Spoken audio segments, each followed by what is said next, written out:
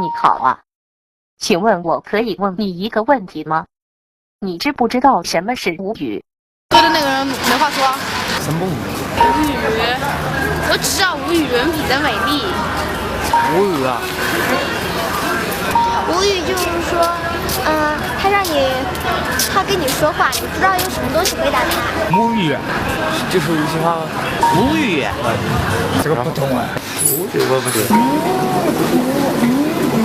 无语我不懂这一个什么叫无语？啥？可是无语嘛，总是语格也来的嘛。我知道什么叫无语。无语的话，就是方言，就是像浙江啊、江苏一带的方言。是无锡的语言，无锡这里的语言呢，还是江苏这里？吴语啊，吴语嘛就是苏州啊，实际上以那个太白那一带为主。吴语嘛就是我们这里江南一带无锡啊、苏州啊这个一带的那个土话吧，可能叫。好吧，接近了呢。其实吴语呢是汉语族的一份子，它历史悠久，婉转优雅。如今讲吴语的人群分布在江苏南部、浙江省的大部分、上海市全境、安徽南部及福建、江西的小部分地区。截止到2004年，大约有8000万人口讲的是吴语。所以不要小瞧它，吴语是中国第2大方言，世界第10大语种呢。那让我来问一下，作为吴文化发源地无锡的市民们，平常讲什么话呢？我们讲无锡话的。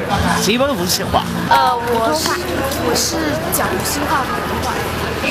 普通话。很散了一大个呢，路途是方便的。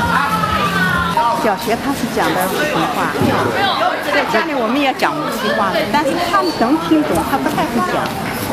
宜兴话、普通话、无锡话吧，西湖啊，有时候会跟爷爷奶奶讲无锡话。一般情绪激动点就会讲无锡话。哎呀，这位小妹妹的回答好生有趣呢。语言作为一种沟通媒介，是要使用的。那么，亲，你会收看或收听一些方言类广播电视节目吗？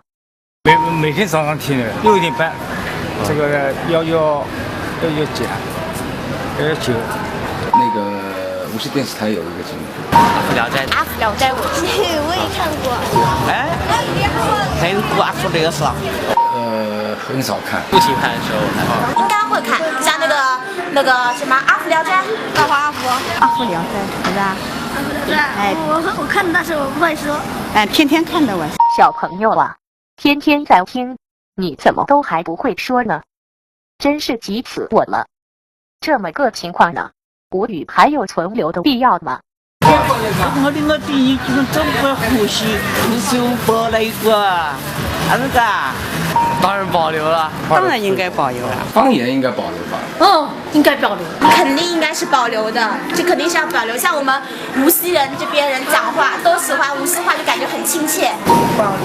没有保留了，是保留传统的，就是比如说现代人呢，都是有些是讲究什么推土什么的，而就是把方言给忘了。我觉得应该保护方言。在学校里面应该讲普通话，那个方言嘛应该保持。肯定是保留无锡话，永远都不会变的。淡化。什么？我没有听错吧？这位小哥居然讲的是要淡化，新生代的想法果然特别呢。那么，吴语在这一代的传承怎么样呢？现在确实，他们学生都是讲普通话的。普通话他基本上他脱口就出了，他习惯了已经。在学校现在好像不会，因为他说他基因突变了，所以不会说无锡话。老年人还是讲无锡话的，但讲的那个方言还是忘不了。我也不太会讲普通话呢。来了我里那都无锡都不大会讲的，听得懂。现在小孩子都是讲这个话的，讲国语。哎呦，这可如何是好？要想让吴语传承下去，有什么完美解决方案吗？这个我也不。一般在家里的话，就是用无锡话来教言，是吗？家里做无锡话就好。因为现在好像我们老的人讲起来都是习惯，侪是讲无锡话呀。你说地方方言没有么也，好像感觉普通话只是你一个正常的社交啊。那在学校嘛，讲普通话呀？回家基本上正常就普通交流的话是方言。